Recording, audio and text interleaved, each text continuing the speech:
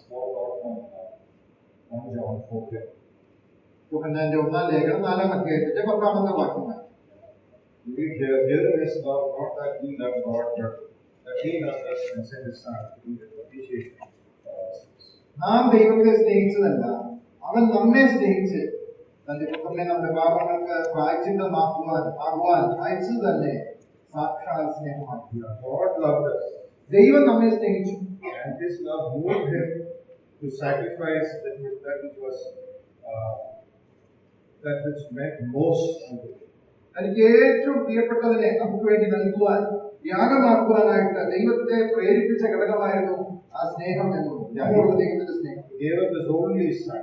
തന്റെ ഏകജാതനായ പുത്രനെ നമുക്ക് വേണ്ടി നൽകുവാൻ തക്കവണ്ണം ദൈവം നമ്മെ സ്നേഹിച്ചു. He gave His Son in order to bring peace with God.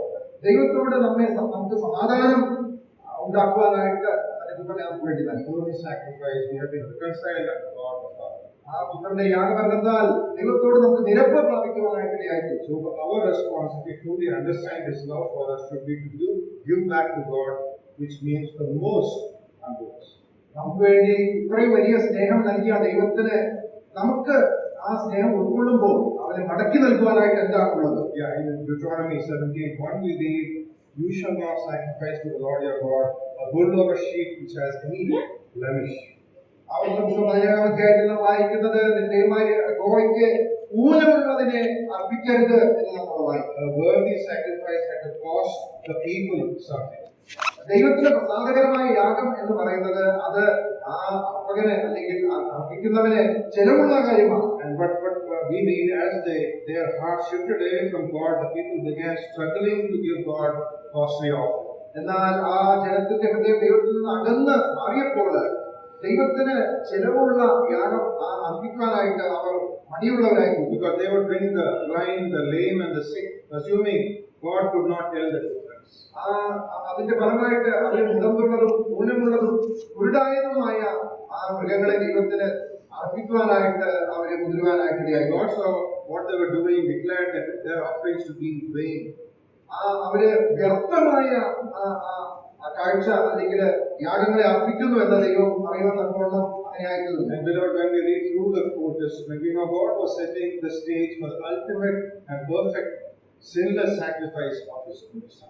പഴയ നിയമ യാഗങ്ങളൊക്കെയും നാം പരിശോധിക്കുമ്പോൾ കാണാനായിട്ട് കഴിയുന്നത് ദൈവം ആത്യന്തികമായിട്ട് ആ പരമമായ യാഗത്തിന് വേണ്ടി ഒരുങ്ങുകയായിരുന്നു. അതിനു വേണ്ടിയിട്ടുള്ള കാര്യങ്ങളാണ് ക്രമീകരിച്ചുകൊണ്ടിരുന്നത് എന്ന് നമുക്ക് മനസ്സിലാക്കാനായിട്ട് സാധിക്കും. So as we come here, gathered here, we have come here to give back unto our God our offerings of praise.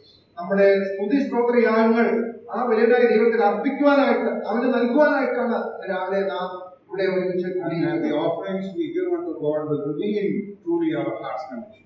നമ്മുടെ ഹൃദയത്തിന്റെ അവസ്ഥ വെളിപ്പെടുത്തുന്നതാണ് നാം ദൈവത്തിന് നൽകുന്ന സ്തുതി സ്തോത്രങ്ങൾ എന്ന യാഗം. A heart that overflows with gratitude for God's love will respond in selfless devotion. ആ ദൈവത്തോടുള്ള സ്നേഹത്താൽ നിറഞ്ഞു കവിയുന്ന നമ്മുടെ ഹൃദയത്തിൽ നിന്ന് പുറപ്പെട്ടു വരുന്ന സ്തുതി സ്തോത്രങ്ങൾ അവന്റെ സന്നിധിയിൽ അർപ്പിക്കുന്നത് അത് നമ്മുടെ ഹൃദയത്തിന്റെ നിലയെ വെളിപ്പെടുത്തും. And maybe we be willing to sacrifice our time, our possession, our energy to indicate that we love God as He desires. ദൈവം നമ്മെ കുറിച്ച് ആഗ്രഹിക്കുന്നത് പോലെ തന്നെ നാം ദൈവത്തെ സ്നേഹിക്കുന്നു എന്നുള്ളത് നാം ദൈവത്തിന് വേണ്ടി നൽകുന്ന നമ്മുടെ സമയം, നമ്മുടെ കഴിവുകൾ, നമ്മുടെ എല്ലാ കാര്യങ്ങളും അത് വെളിപ്പെടുത്തുന്നു. God takes delight in the person who gives Him cheerfully out of life. സന്തോഷത്തോടെ ആ നന്ദിയുള്ള ഹൃദയത്തോടെ ദൈവത്തിന് അർപ്പിക്കുന്ന ആ ഒരു ആരാധനയാണ് ദൈവം സ്വീകരിക്കുന്നത്, ദൈവത്തിന് പ്രസാദകരമാക്കി. So beloved, maybe this morning as we come gathered here to worship our God, പ്രിയമുള്ളവരെ, ഇന്ന് രാവിലെ നമ്മുടെ കർത്താവിനെ ആരാധിക്കാനായിട്ട് നമ്മൾ ഒരുമിച്ച് കൂടിയിരിക്കുന്നു. may we love our God to such an extent that we may give Him our best offerings. നമ്മുടെ ഏറ്റവും നല്ലത് ഈ ദൈവത്തിൽ അർപ്പിച്ചുകൊണ്ട് നമുക്ക് ദൈവത്തെ ആരാധിക്കാം. Reflecting on what God did, giving His only Son. തന്റെ ഏകജാതനായ പുത്രനെ നമുക്ക് വേണ്ടി നൽകിയ ദൈവത്തിന്റെ സ്നേഹത്തെ നമുക്ക് ധ്യാനിക്കാം.